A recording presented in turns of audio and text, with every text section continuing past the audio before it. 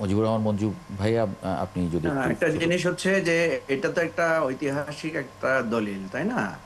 আমি ফয়েজ আহমেদ যে কথাটা বলেছেন এটাকে রেফার করতে চাই। এই সনদের অনেক কিছুর সাথেও আমাদের দ্বিমত থাকতে পারে, এবং স্বাক্ষর করার পরও আমরা বলতে পারবো যে আমি স্বাক্ষর করেছি এটা জাতীয় ঐক্যমত্যের স্বার্থে, কিন্তু কিছু কিছু বিষয়ে যদি আমার অবজারভেশন থাকে সেটাও আমি বলতে পারবো, কারণ আমাদের রাজনীতি তো এখানে শেষ হচ্ছে না। আরেকটা কথা যেটা জনাব আশরাফ আলী আকন বলেছেন, আমি এটা একটু ক্লারিফাই করতে চাই। সেটা হচ্ছে যে দেখেন, ঐকমত্য কমিশনে ওই বিষয়গুলো এসেছে যেটার মধ্য দিয়ে আমরা ঐকমত্যে পৌঁছেছি, মানে ওনাদের কাছে মনে হয়েছে যে এই ইস্যুগুলোতে সবার ম্যাক্সিমাম লোকদের ঐকমত্য আছে। যেমন আমরা নিজেরাও কিন্তু লোয়ার হাউসে কিন্তু পিআর এর পক্ষে আমাদের যখন প্রথম ডায়লগ হয়েছিল সেখানে আমরা মত দিয়েছিলাম, কিন্তু যখন নানা যুক্তি তর্ক আলাপ আলোচনায় আমরা দেখলাম যে লোয়ার হাউসে এই মুহূর্তে পিআর করাটা কঠিন, তখন কিন্তু আমরা কিছুটা আমাদের মতকে স্যাক্রিফাইস করে আমরা আপার হাউসে পিআর এর শর্তে রাজি হয়েছে, যে ঠিক আছে আপার হাউসে পিআর হলে আমাদের আর লোয়ার হাউসে পিআর না হলেও চলবে। অর্থাৎ এই যে ঐকমত্যটা তৈরি হয়েছে সেটাকে নিয়ে কিন্তু আবার মানে আমাদের যে ফাইনালি যে ঐকমত্য কমিশন ওই বিষয়গুলো সেখানে মানে সংযুক্ত করেছেন।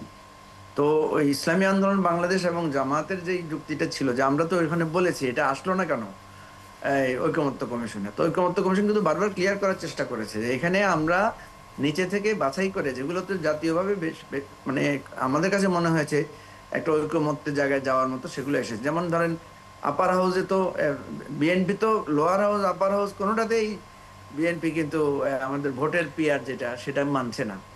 তারপর তো তারা সেখানে এনেছে।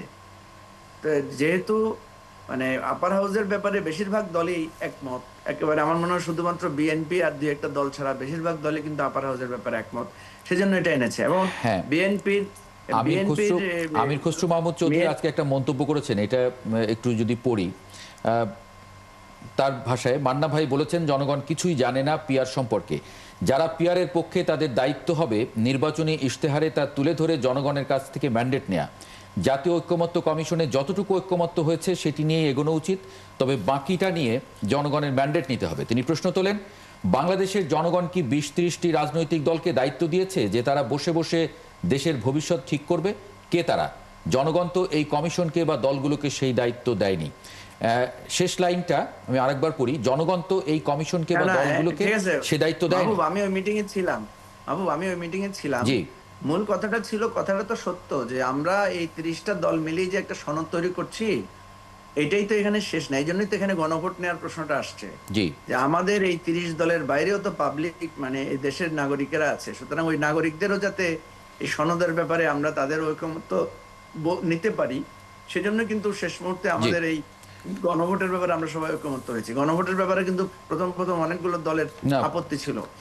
পরিষ্কার। তো সুতরাং মানে খসরু ভাই যেটা বলেছেন যে কথাটা ঠিক, যে আমরা ৩০ দল একটা কিছু তৈরি করে ফেললেই তো এটা হয়ে গেল না, এই হ্যাঁ, জন্য মানে আমরা গণভোটের মধ্য মানে দিয়ে এটা আসলে সেটা একটা তো হতেও যাচ্ছে, জাতীয়। মানে একটা গণভোটের সিদ্ধান্ত তো হলো, মানে তার মানে জনগণের ম্যান্ডেটটাও নিয়ে নেয়ার একটা প্রক্রিয়া এর রাইট মধ্যে আছে। রাইট, এটার মাধ্যমে একটা আসলে জনগণের ম্যান্ডেট নিয়ে নিচ্ছি জি, আমরা। এবং এবং সিদ্ধান্ত দুইটা প্রায় একেবারে দিকেই আমাদের হয়ে গেছে। সেজন্য আমরা বলেছি এটা এখন আর আলোচনার দরকার নাই, এটা ফাইনালি আমাদের ঐকমত্য কমিশনের সুপারিশে সরকার যেটা সিদ্ধান্ত নেবে সেটাই আমরা মেনে নেব, এটাই আমাদের এখনকার অবস্থান হওয়া উচিত। জি আর দ্বিতীয় যে কথাটা আপনি নিজেই বলেছেন যে দেখেন কোন পদ্ধতিতে ভোট হলে, পিআর হলে আওয়ামী লীগ চলে আসবে, পিআর হলে আজকে আমির খসরু মাহমুদ চৌধুরী এবং আমি যে মিটিং এ ছিলাম সেখানে অনেকে অনেক যুক্তি দিয়েছেন। কেউ বলেছেন পিআর হলে হিন্দু কমিউনিটি বা বৌদ্ধ কমিউনিটি ওনারা প্রত্যেকে আলাদা আলাদা দল করবেন। তো ভাই আপনি তো কোনো কমিউনিটির অধিকারকে ক্ষুণ্ণ করার জন্য কোনো পদ্ধতি তৈরি করতে পারেন না। আজকে আওয়ামী লীগ নাই, জাতীয় পার্টি নাই, তখন যে কোনো বাংলাদেশের 53টা দল আছে, যে কোনো একটা দলের ব্যানারে আওয়ামী লীগ তার ভোট কনসেন্ট্রেট করতে পারে। আপনি তো 14 দলকে না হয় নিষিদ্ধ করলেন বা ভোট করতে দিলেন না, এর বাইরে তো আরো দল আছে। সুতরাং এটা কোনো যুক্তি হতে পারে না। আমাদের যুক্তি হওয়া উচিত যে পিআর এখন আমাদের জন্য কতটুকু প্রযোজ্য। আমরা তো এই জন্যই বললাম যে এই আলোচনাটা আমাদের ভবিষ্যতে আমাদের ভোটারদেরকে আস্তে আস্তে তাদেরকে শিক্ষিত করে তুলবে।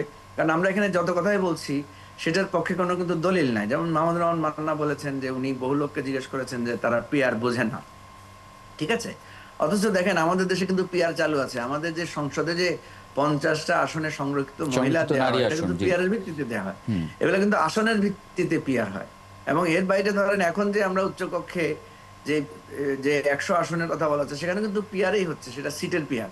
তো পিয়ার বুঝে না বিষয়টা তা না, আমরা যদি এই ভোটের পিয়ারটাকেই আমরা আরো পপুলার করা, এটার সুবিধা যেমনি আছে অনেকগুলো অসুবিধাও আজকে আলোচনা হচ্ছে। তো কারণ আমাদের লোকেরা প্রার্থী দিয়ে ভোট দিতে ইচ্ছুক, প্রার্থী দিয়ে ভোট দেওয়ার চিনে। সবচেয়ে বড় কথা যে কথাটা আমি আজকে সেখানে বলেছি, যে আমাদের দেশে যেখানে আগের রাতে ভোট হয়ে যায়, যেখানে ভোট কেন্দ্র দখল হয়, তো ভোট কেন্দ্র দখল করলে তো একজন তো সে তো পুরা পুরা সিলগুলা তার ওই মার্কার পক্ষে মারবে, তাহলে পিয়ারে তো সে 98 ভাগ ভোট পেয়ে যাবে। জি। তো সুতরাং আমাদের ভোটের বিহেভিয়ার চেঞ্জ না করতে পারলে, কালচার চেঞ্জ করতে না পারলে, সিস্টেম আমরা যেটাই করি, ধরেন পিআর এর ভিত্তিতে যদি আমরা নিম্নকক্ষেও ভোট করি, কিন্তু সেই ভোটটা যদি আগের রাতে হয়ে যায় বা সেটা যদি কেন্দ্র দখলের ভোট হয়, তাহলে কি পিআর এর যেই সেন্সটা আমরা মানে যে বেনিফিটটা সেটা কি আমরা পাবো? সেটা তো আমরা পাবো না। ডেফিনেটলি আমরা কি না, আমরা তো ডেফিনেটলি আমরা তো এখনো আশঙ্কায় আছি যে এবারের নির্বাচন, ভোট কেন্দ্র দখলের নির্বাচনটা আমরা বন্ধ করতে পারবো কিনা। এখনো তো আমরা বিভিন্ন জায়গায় দেখি প্রার্থীরা বা নেতারা বলছেন যে এখানে মানে যাকে খুশি তাকে ভোট দেওয়া যাবে না, কেউ না বলছেন যে এখানে শুধু এই এই মার্কারে ভোট দিতে হবে। এই ধরনের অ্যাগ্রেসিভ কথাবার্তা তো এখনো আমরা শুনছি, তাই না? সো এই সেখান থেকে আশঙ্কাটা তৈরি হচ্ছে। একটা একটা সেই বিরতি নেব, যুক্তিতেই আমরা বলছি বিরতি থেকে আমি শুধু পদ্ধতি পরিবর্তন করলে হবে না, আমাদের কালচার পরিবর্তন করা শিখতে হবে।